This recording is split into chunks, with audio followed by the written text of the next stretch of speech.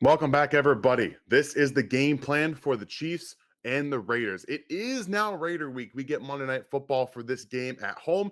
I'm excited for it. And what I want to do is I want to talk you guys through the game plan, what I think that they need to do in order to win this game and keep it rolling against the Raiders. We'll have Gary with the stat primer for you in just a minute. But the big thing for me, the number one thing we have to do in Kansas City this week is stop the Jacobs train. What I mean by that is they have to get them off of that. The Chiefs have one of the best rush defenses in the NFL. I know it's rated number one by DVOA right now. That was large part because the Buccaneers went away from it. Vegas has the 13th best rush offense in DVOA, and they're 21st in passing DVOA. If you can get that off of their train and make them throw the football, that's what you're going to do. You make them predictable. They can't really use their play action game as well. You help out your linebackers. You help out everybody. Get them off running the football. Jacobs went crazy last week. Josh McDaniels is doing a good job of getting him the ball in multiple places. He had more targets than he usually has last week. So the big thing for me is to continue what has been the underrated part of the Chiefs defense. Again, even though against the Buccaneers it didn't show as much, it did help them with the overall stats. They were able to shut down the run game for the majority of the season. They can keep that up. There's a really good chance they walk out of this with a big W. The second thing they have to do, help out your tackles. Second thing, help out your tackles.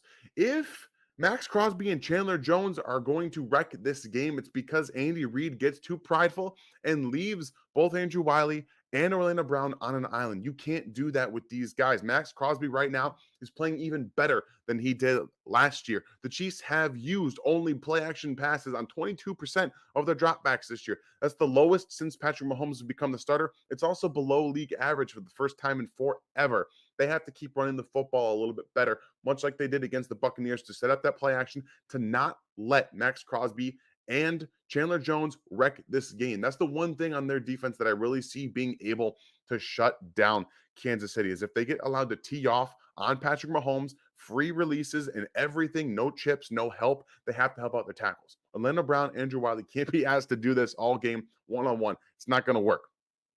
Help, help, help. And number three thing on this game plan, we need to see the Chiefs get to Derek Carr with 4 pass rushers. They've been unable so far to get home with 4 this season. We've seen the blitzes work. Obviously, last week, L'Jarius Sneed was able to get to Tom Brady with a great strip sack and a great, beautiful design blitz from the slot for L'Jarius Sneed from Spags. He can get creative. He's doing a great job staying creative, but we haven't been able to see them consistently really wreck teams' pass game and get to the quarterbacks with 4. Funny enough, they actually have one of the best pass rush win rates in the NFL as a team. They're 7th. So they're winning. They're being able to get there. A lot of it is helped out by the fact that Chris Jones is the number 1 defensive tackle in pass rush win rate at 26%, even higher than Aaron Donald this year. He has been on a tear. It's not being talked about enough. Chris Jones should be able to help wreck this game for Kansas City, maybe help get Derek Carr out of the way and into some of these wins that George Karlaftis, Frank Clark, Carlos Dunlap have been able to crank off over the course of the first few weeks. So being able to get to him with 4 is very crucial. The last thing they have to do in this game, they have to be able to keep that dominant mind-winning attitude in running the football and pass protection, be people movers. Obviously, the run game is going to be part of that. But if you can dominate in the trenches of an offensive line and on defensive line, you can actually take some of the will from that team that you're playing. Dominating in the trenches is the first part to just about every successful offense. And the Chiefs did it last week. They can do it again this week against the Raiders, because I do think that their offensive line is playing above par, playing much better than they should be. So I think they can take advantage of that, maybe give them some looks, drop some guys into coverage on the defensive side, get some pressure with 4 with Chris Jones, Karlaftis, maybe mix in, Tershawn Wharton, a little bit of Colin Saunders and some Carlos Dunlap. And then on the opposite side, really start moving people. Get those defensive linemen for the Raiders moving backward. Again, Isaiah Pacheco and Clyde Edwards-Helaire had a really good week last week. Keep that up, and you can really take some of the will from this team and impose your own will that you want to do in dominating that team. Those 4 points for you today are what I really think the Chiefs need to do to have really good success against the Raiders and continue this dominant fashion that we've seen over the course of the last few years. Now, over to Gary with the stat primer for this week. Thank you, Ryan and Dan. Now I'll jump into our stat primer for the Chiefs and Raiders matchup in Week 5. This is the 124th game between these two teams, with the Chiefs leading the overall series with a 68, 53, and 2 record. Coach Andy Reid, while coaching the Kansas City Chiefs, is 15-3 during his time with the Chiefs versus the Raiders. Patrick Mahomes has had a lot of success against the Raiders over the course of his career, averaging 318 passing yards per game, 2.75 touchdowns, and a rating of 112.4.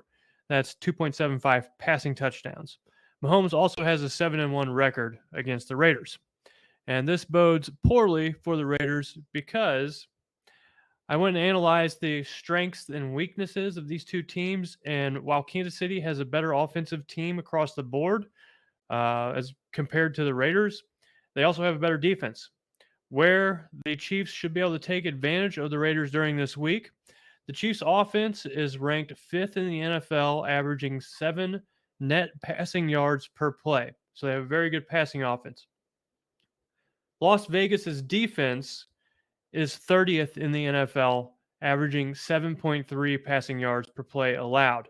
That means that you'd hope to see Mahomes take advantage of the porous secondary or porous pass defense that the Raiders have and be able to throw the ball a little bit on Monday night. The Chiefs' offense also is ranked first in the NFL in points per drive, scoring 2.9 points per drive, while the Raiders' defense, another weakness on their team, is allowing 2.27 points per drive, or that ranks them 26th in the NFL. The Chiefs' offense, another strength versus a Raiders' weakness, their sack percentage, they've only allowed 3.3% of their dropbacks to end up as a sack, ranking 3rd in the NFL. The Raiders have had a terrible time getting to the quarterback in 2022. They're ranked 28th in pressure percentage, only getting a pressure on 18.5% of opponent dropbacks. Another strength in this game, as opposed to a weakness for the Raiders, the Chiefs' defense has allowed 5.7 passing yards per play, which ranks 7th in the NFL. And although Derek Carr has a shiny new toy in Davante Adams, the Raiders' passing offense ranks 22nd in the NFL, only averaging 5.9 yards per passing play. So there's several areas where the Chiefs should be able to take advantage of the Raiders during this week, during this Monday night's matchup. That is passing offense. The Chiefs should be able to throw the ball. They should be able to score the ball.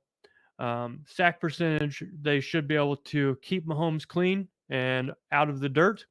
And then on defense, their passing defense, the Chiefs' passing defense should be able to play with Derek Carr and Davante Adams' passing attack. And those are areas where Kansas City has a strength and the Raiders have a weakness. I didn't see any areas where the Chiefs had a weakness where the Raiders had a strength. There was an interesting matchup where Las Vegas has a strength that is also a strength of the Chiefs. So when the running attack for the Raiders heads up against the Chiefs' run defense, this is a strength versus strength matchup. The Raiders are ranked 8th in the NFL, getting 5 yards per carry when rushing the ball. And the Chiefs' rush defense has been an under-the-radar story so far in 2022. They are the 3rd best run defense in the NFL, only allowing 3.3 rushing yards per play. So that'll be an interesting matchup to see on Monday night. The Raiders like to run the ball with Josh Jacobs, and the Chiefs have been really good at stopping the run. So I think that the Raiders will try to run the ball. And if they make this a one-dimensional game where Derek Carr has to do a lot of the passing and carry the team, that's not when they're at their best. And they're playing to a weakness, an offensive weakness for the Raiders and a defensive strength for the Chiefs if they try to throw the ball a lot. With that said, let's look at this week's predictions. And Ryan's got the Chiefs winning 34-20. Dan has the Chiefs 38-17. And once again, I'm going with the weird scores, 43-19 Chiefs. What do you think the score is going to be? What are your predictions? Make sure to comment below and like and subscribe. This is RGR Football. Thanks for watching. Thanks for watching this video from the team at RGR Football. Click these videos to see more, and subscribe to RGR Football.